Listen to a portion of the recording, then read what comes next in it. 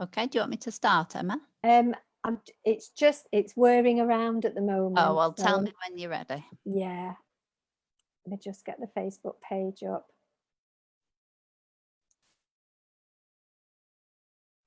There, it's just setting up now.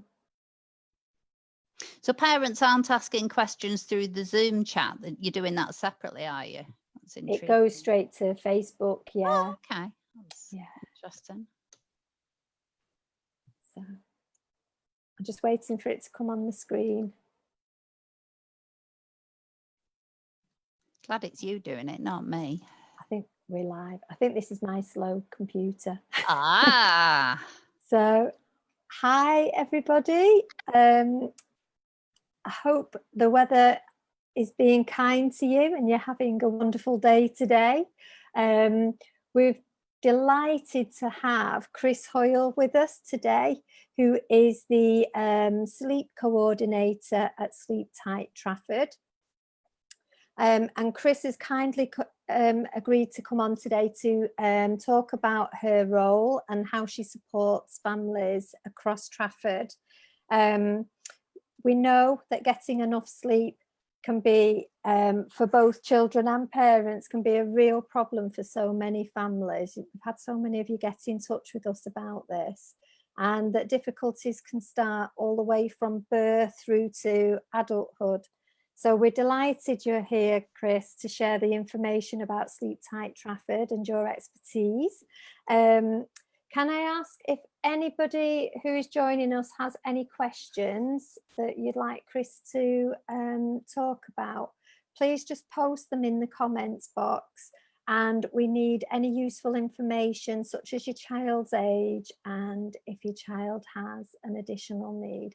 The more information Chris has, the better. Yeah. So Chris, welcome. Thank you. Hello, everybody. My name is Chris Hoyle, as Emma said, and I am the Sleep Tight Trafford coordinator. I've got a real long-standing interest in sleep. I've been doing sleep work for 15 years now.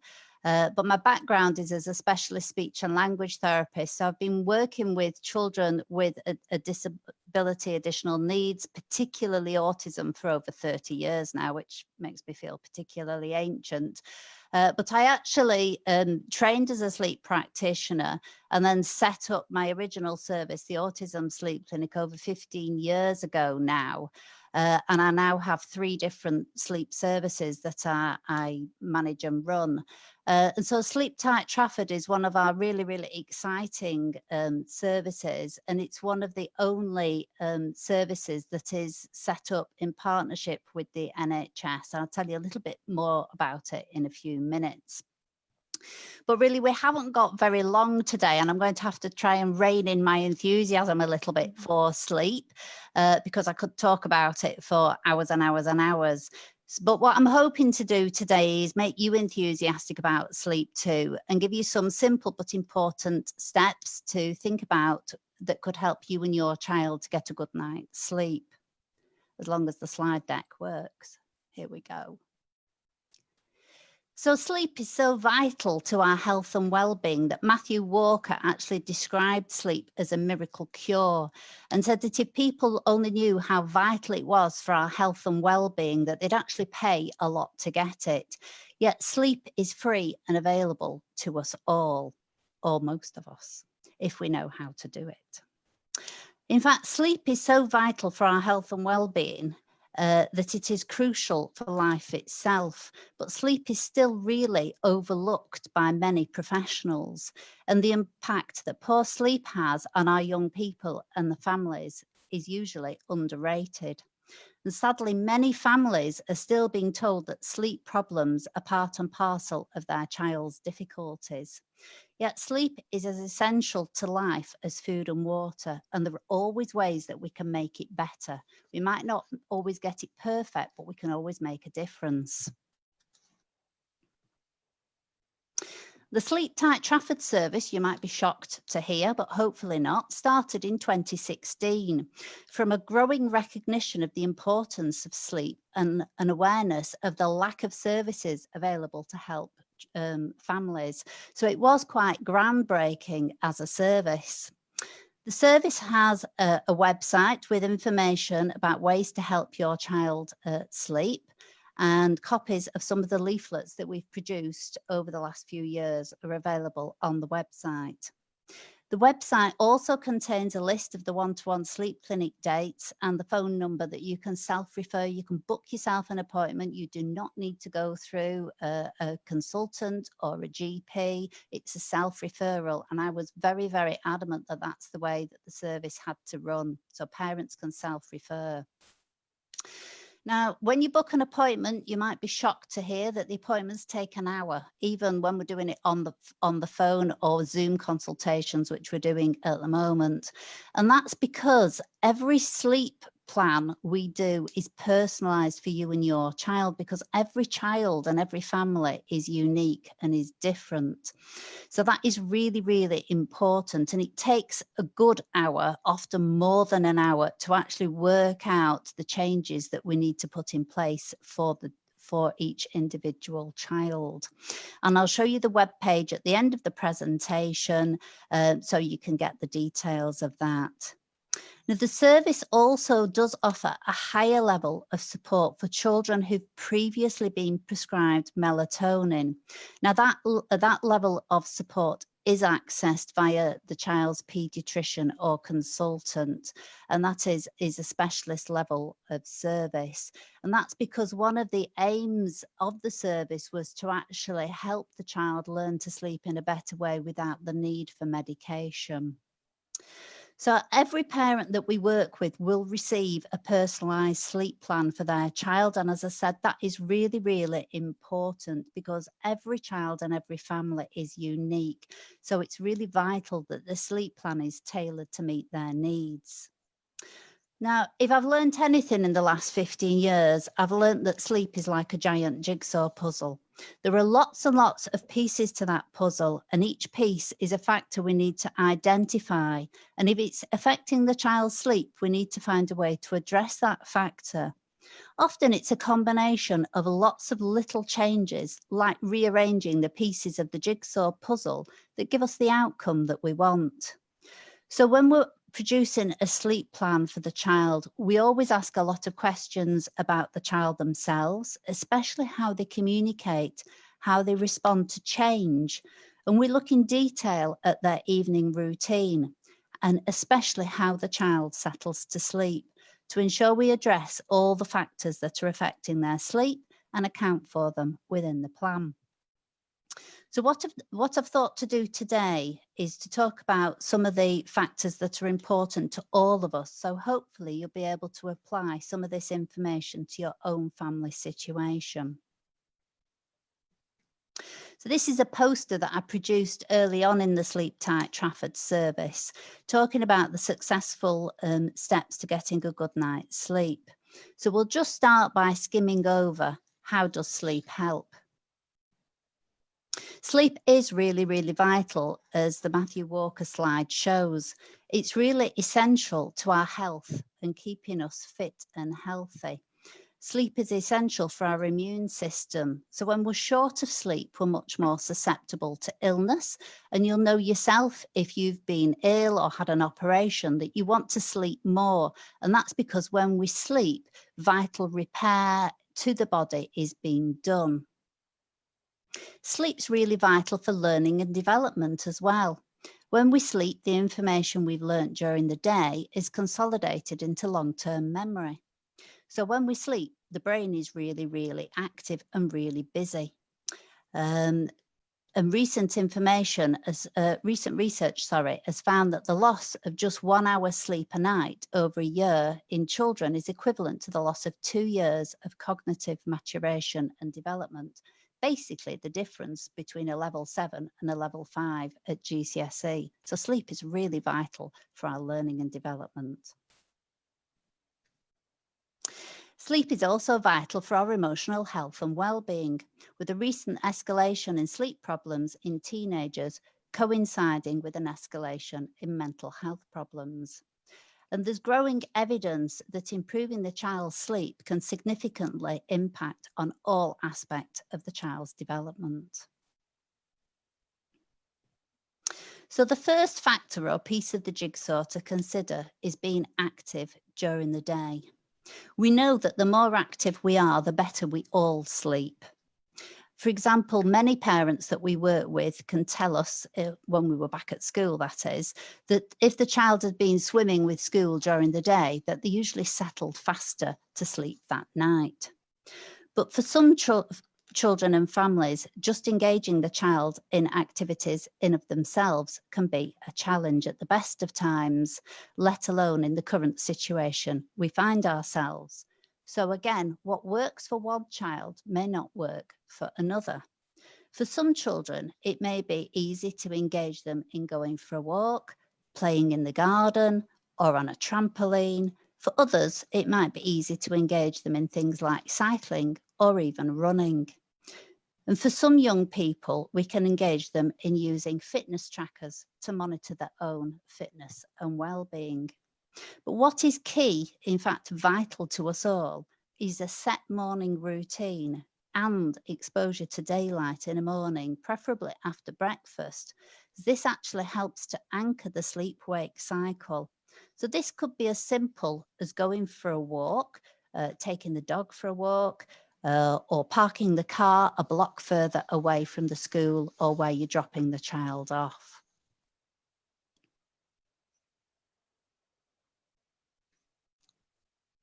A good bedtime routine is key to helping children get a good night's sleep, and we always look in great detail at each step of this process. And in 15 years of doing sleep work, I have never not made changes to a child's bedtime routine. And often it's a combination of a lot of little changes that actually make the difference. So it's identifying the pieces of the puzzle that we need to change and then putting in strategies to rearrange them or change them that makes the difference. So the first thing to consider is getting the room ready. Many of our children use their bedrooms to play in during the day. And especially at the moment when children haven't been at school, they've been a multi-purpose room, often full of distractions such as toys, TVs, gaming stations, etc. How do we show our children that the function of the room has changed from a playroom to a sleep room? Could we just tidy toys away into a cupboard, or do we need to remove some toys and activities to a different space? Can devices be removed, or could we teach children to put devices in a set place to charge, ready for the next day? A really important, vital life skill. It can be difficult for some children to transition off devices, and strategies may need to be used to help them to learn to do this. We need to aim for a break off screens for a minimum of half an hour before bed, but ideally an hour. This is because screens are really stimulating for our brains, and they also inhibit the brain's production of melatonin, which helps us settle to sleep. And creating this break is often easier than you think when it's done as part of a new bedtime routine.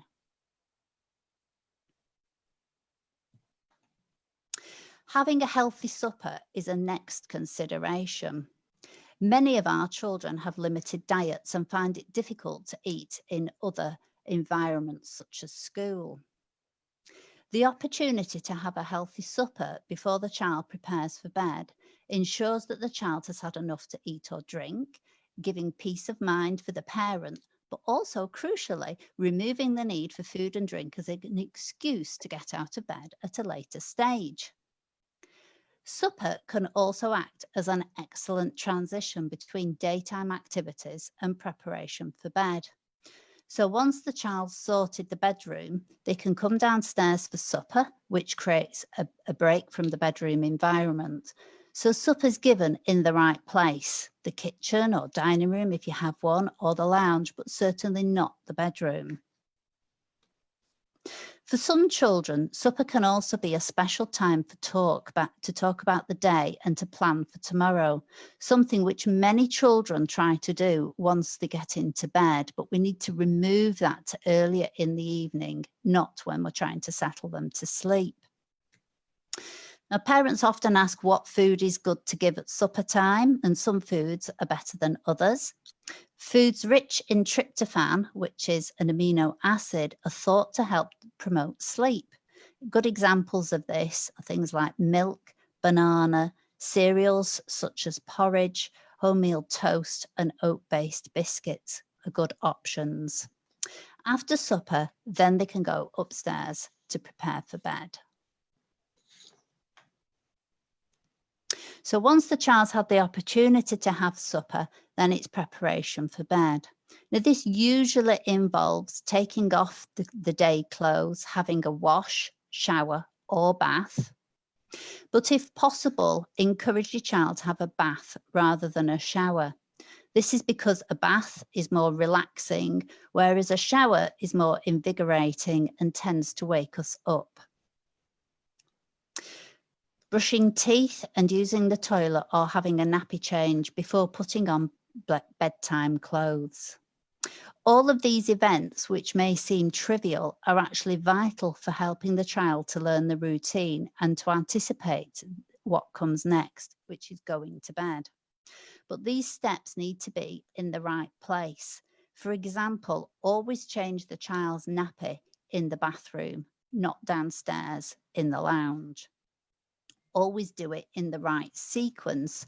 So preparation for bed is always followed by going to bed, and always at the right time. There's no point getting a 10-year-old ready for bed and into his pajamas at 6:30 when they then don't go to bed until 8 p.m. or later, as the link between preparation for bed and going to bed is then lost. And the routine in total would take no more than about 45 minutes. So the next step is going to bed. And again, there are lots of factors to consider just within the bedroom, which can be important pieces to our jigsaw puzzle, but again, will be different for different children. Some of the most important factors to think about are the bed itself. Each child needs their own place to sleep, which they can identify as their space. Many children share a bedroom or a bed with another person, and there are lots of different ways to help them learn where their special place is. For example, we could use different bedding to mark out their space, or use symbols to show them where their space to sleep is. The type of bedding may also need to be adjusted, as we need to keep them cool. Many of our children overheat at bedtime and in the night. And a good indication of this is if they're tossing off covers. So we need to look at the level of bedding and keep them cool. Some children like to be tucked in and feel secure, whereas other children like the freedom to move around. The bedroom itself needs to be cool at around 16 to 18 degrees, which may be a challenge for many of us tonight as it's so warm and stuffy. But for some children, a fan can be used, as long as obviously it's safe and it has to remain on all night. You mustn't turn it off once the child has settled to sleep.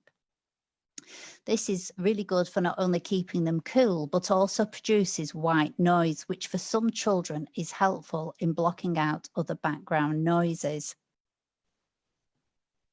Another consideration is the level of light in the bedroom. So the bedroom should be as dark as possible. This is crucial as our brains produce melatonin, which helps to settle us to sleep. But the production of melatonin is light sensitive. So we'll find it harder to settle to sleep if there's a light on. So if this is a factor, we need to think about ways to reduce the lighting level in the bedroom. Many of our children end up being prescribed melatonin when actually there are lots of other factors that are affecting the child's ability to settle to sleep, which we need to resolve. So once the child's in bed, then it should be time to sleep. We always aim for the child to be asleep within 20 minutes of them getting into bed, so that we establish the link between going to bed and going to sleep. We will always look in great detail at how the child actually then falls asleep, which is the key to a successful night's sleep. Often our children fall asleep with a settling cue, the most common of which are a bottle, a dummy, a device, or a parent, or a combination of all of the above. These children will then usually wake in the night and may be up for hours on end. This is because we all have periods of wakefulness during the sleep cycle, and this is a totally normal part of the sleep cycle. Many of us never remember having this period of wakefulness during the night. Some of us might remember turning over, poofing your pillow, checking the time, and then we just resettle and go back to sleep again. But for many of our children, night waking can be a real problem, and children, like I said, could be awake for hours on end or may not resettle to sleep at all. So we need to identify the settling cues and implement strategies to teach the child to self-settle at bedtime if they're going to learn to sleep all night. We always use personalised resources to support the sleep plan, which is really important because it's vital that the child understands the changes that we're putting in place and what we're trying to achieve with them. So they will always get personalised resources. So Emma asked me to say a little bit about teenagers as well. So during teenage years, during puberty in itself, there are many changes to the appearance of the young person, which are obvious to us as onlookers, but there are also changes taking place in the teenager's brain, which can affect sleep. Many teenagers want to stay up late in the evening and sleep in the mornings. This is because there is a shift in the brain's production of melatonin as the young person's sleep cycle changes to that of an adult's. So that is a totally normal desire in all teenagers, although it might drive parents mad. It is a normal part of teenage years. But this can be made significantly worse by a desire to do things like game late at night, which can further contribute to the shift in the sleep-wake cycle, making it even more difficult for them to fall asleep when they get into bed. And the current situation with COVID has made this even worse for so many young people, as they haven't had the need to get up in the morning. Teenagers actually need 8 to 10 hours sleep a night, but are very often sleep deprived. And as I said earlier, there is a strong link with sleep problems and mental health problems. So helping them to get more sleep can really make a huge impact on their general health and well-being. If the teenager is able to understand the importance of sleep, we can engage them in different ways, trying to give them the information about the importance of sleep, maybe via a quiz, social stories, things like that. If they're into sport, there is now lots of evidence available online about top sporting teams such as Man United employing sleep coaches to get their players to get better quality sleep, because it's now really recognised that sleep is really important to actually enhancing performance in top sports and athletes. You could establish a sleep plan and set up a contract with them to try and involve them in monitoring their own sleep. And again, for some young people, using things like activity and sleep trackers can help them be involved in actually monitoring their own sleep and health and well-being. But a key thing to actually think about for teenagers and young people as well is actually thinking about having a set morning routine. Don't leave it till the end of August, beginning of September to try and get them out of bed at 7 o'clock to get them to get to school on time, because that's going to be a massive ask if at the moment they're not getting out of bed till 1 or 2 o'clock in the morning. What we actually need to do is start progressively waking them a little earlier each week now, so that we're moving the body clock back ready for that return to school and college in September.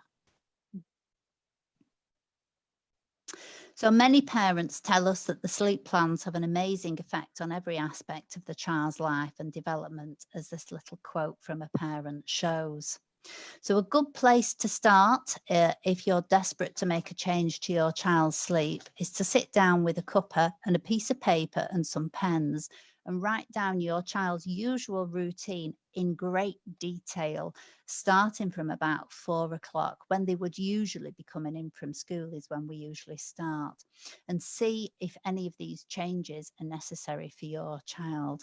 And when I say great detail, it's even down to things like where you would normally change their nappy, where you would normally take their clothes off, because everything needs to be in the right place at the right time. And whilst there isn't a magic wand to take away the problems, there are 3 magic words to leave you with and for you to think about. When you're working on sleep, you need to be consistent, have a plan that you stick to, and you need to be persistent. Sometimes change is very, very rapid, but sometimes it is more gradual. So being persistent is important. Don't give up after 2 or 3 nights and think it isn't working. Change can sometimes take longer. And be optimistic that you can actually make a difference. Don't let people tell you that sleep problems are inevitable. So lastly, as promised, there is the Sleep Tight Trafford website. If you're interested and want to find out more information, have a look on the web page. You'll also find a list there of the forthcoming clinics and the phone number to use to book an appointment. But be aware, the appointments have booked up really, really quickly in the last few weeks. So if you do want to book on, get on the phone on Monday, because as I said, the appointments are booking up very, very fast. And if you have a child with additional needs, please make sure you tell the admin staff that, because you are then entitled to book a double appointment, which will give us extra time to help you. Okay, well, thank you so much for listening. Over to Emma now. I hope you found that useful. That was brilliant, Chris. Thank you. I found out so much about sleep. It's fascinating. I could have done with you 5 years ago. Oh, well, you'll see, your sleep is absolutely, utterly and totally fascinating. There's so much to it, but so many people just think that when you go to sleep, everything shuts off and nothing happens. So hopefully you'll have a new enthusiasm for the importance of sleep. Well, I think so. We've had a couple of people on and off the live with us. We don't have any questions in the chat box just yet. So if you're there and you want to ask something, please do. But I have been sent a message and there is something that I would like to ask you as well, if that's okay. Okay, fire away. I'll do my best. So I know when my son was 12, because I totally agree with the sleep deprivation and difficulties around, or the challenges around mental health as well, and how they're linked. And when my son was about 12, a long time ago now, we did everything that you'd said on the plan. So he didn't have electrical items in his room anyway. We tried to get that. Well, we had a good routine in place when he was younger, but as he got older, he just wanted his gadgets, and we explained why and involved him in everything. And then we would find them under his pillow and under his bed, and so we started taking them off him, and it became a real battleground. I bought apps that disabled after a certain time, and he actually managed to turn it round so my phone was disabled and he had full access. You know, but what I mean, I'm laughing about it now because it's like 5-6 years later, but actually at the time it just led me to feeling like I was a real failure of a parent, because I couldn't even control my 12-year-old's time, you know, even though I'd done everything that you said.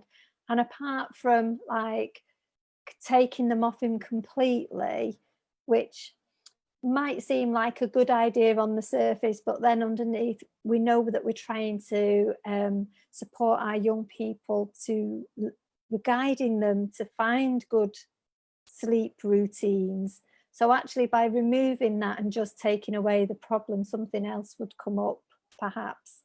So I just wondered if you've got any suggestions for parents who are really struggling with the technology thing? Well, I definitely think engaging them. It sounds like your son is very able. So if the child is verbal and able and you can engage them, I'm a real strong advocate in involving the young person as much as possible, giving them the information. Basically, we do lots of kind of social stories, sleep quizzes, things like that. So they have the information about why you're trying to help them to get enough hours of sleep and the impact that not getting the sleep actually has on them, because that actually is vital information that many adults, parents out there just don't know. We get a lot of information from the government on healthy eating, the importance of exercise, but sleep is as vital as both of those, yet is often, as I said, overlooked completely, and we just don't know how important it is. So it's giving the young person that information, and actually also giving them the information about why it's good not to use the technology just before they settle to sleep. And there is so much information out there now about the impact of technology on sleep, and the link between often teenagers waking up in the night to answer texts and things like that, and the link with poor mental health, that it is really important that we do get that information across to our young people so we can help them learn about the importance of sleep, because it is something that can make such a difference to their health and well-being. And that's something I still see now on a daily basis. You know, my son, now he's a young adult, but he was given melatonin, and you know, he still doesn't sleep because he hasn't got those healthy sleep patterns in place.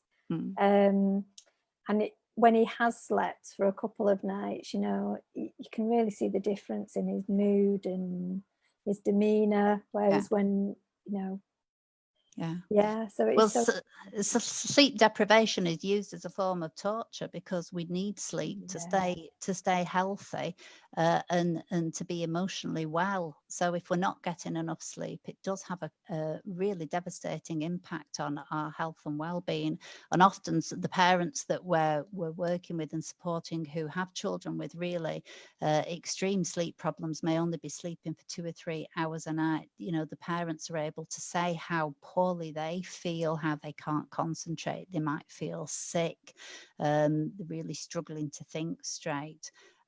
So, you know, you can kind of multiply that for the impact it then has on the young person themselves. But often the young people don't portray the same signs that we do as adults, which leads parents to often be told that the young person doesn't need the same amount of sleep, because often when children are overtired, they're actually overactive.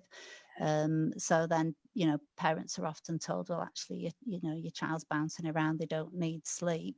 And then they get that misinformation. So I've had a message saying, my 7-year-old won't sleep on her own. Even though she's got her own bed in her own room, she gets so upset and will only sleep if I'm with her. Yeah. I mean, that is very, very common with the children. So has that 7-year-old got any additional needs, or is it just the sleep problems that are? As far as I'm aware, it's just the sleep problems. Yeah. So again, we would look in great detail still, even though the parents identified that it's the settling to sleep with the parent that is the problem, we would still look in great detail at actually what is going on before the child gets up to the bedroom to settle to sleep. And there are different strategies that we can use then to help teach the child to sleep on their own, depending again on the child's ability level. We have different resources that we use to motivate children. Sometimes we use things like social stories to work on self-settling with children. Again, looking at why the child is upset, has there been any anxiety, things like that. We use things like sleep cards to teach relaxation methods with the child. We also use a strategy called bedtime passes that I started doing a few years ago, which are a bit like a shout out, but the child feels they're in control. So they have 3 shout outs a night. So when the parent leaves the room, the child can still call to the parent to get them to go back in if they need that extra support. So there are various different strategies that we would use, depending again on how the parent wants to deal with that. But it'd be interesting to know, does the child then wake in the night and need the parent to go back in? Because that is typically what happens with children who settle to sleep with a parent at bedtime. They then usually either wake in the night and need the parent to go back in with them, or they get in the parent's bed in the middle of the night. Yeah. That was sent through a message, so I'm not sure if they'll get back in touch. So I love the pass idea, the shout out idea. It just gives the children an element of control, which they like. Yeah. Brilliant. So Chris, this service is just for Trafford parents, isn't it? It is. So if you are a Trafford parent, then the website's there, so please get in touch with Chris. And like she said, like the groups are filling up, the appointment spaces are filling up very quickly. So have you found an increase during lockdown with people now because of the changes in family routines that now people are struggling? We're booked up till after October half term now, so the clinic bookings have just gone through the roof in the last couple of weeks. And I think as well, because so many people are struggling with their sleep with the COVID situation and the lack of the normal routine. So again, just top advice for everybody to think about the morning, really, because having a structure, not just to bedtime, but to that morning routine is really crucial to anchoring the sleep cycle. So again, if you know that your child is going back to school in September, then start to think now about beginning to wake them up earlier and gradually walking back that morning till you get to 7 o'clock, or what is their usual wake up time, is a much kinder way to do it than to wait until the beginning of September and then suddenly think, oh, I've got to wake them up at 7 o'clock every day, because that's going to be a hard ask for any child. Especially if there's anxiety around that return as well. It's a double whammy then, isn't it? Lack of sleep and the anxiety. Well, we're finding the anxiety is quite an interesting one. So for some of our children, who went back to school for the last few weeks of term, for some children, because they're going back to a very, very structured routine, so they know exactly what time they're going in, exactly where they're going to sit, exactly which classroom they're going to be. They're not moving, but the teachers might rotate. But actually, the school situation and environment is a lot more structured and rigid than it was. That is actually reducing the anxiety for many of the children that we're supporting, because there's less change for them to cope with. Brilliant. So try and ask some questions of the school if you are anxious about that return to school in September, so you can give pass the information on to the child. Brilliant. And if people do want some support and they get in touch and there's a way, they've got all these fantastic tips that they can look at, start writing down their plans. Have a tweak around some of their routines now and see if it makes a difference. And be persistent. Sometimes some of the parents see absolutely amazing results very quickly, and like I said, for other parents it is slower progress, but it's a case of don't just do it for 1 or 2 nights and give up, because it can take a good few weeks to establish a new routine. So do be persistent. Remember those 3 magic words. And the perfect time to start it now, ready for school. It is. It is. Don't leave it till the beginning of September. Oh, thank you so much, Chris. It's been my pleasure. Fantastic. Just like to say to everyone, there weren't any questions on the board, but if you do have anything, keep them coming, because I can either direct them to Chris, or you can find we'll find the information for you somewhere. So okay. Thank you so much, Chris. My pleasure. Thank you. Bye, everyone. Have a lovely weekend, everyone. Okay, bye.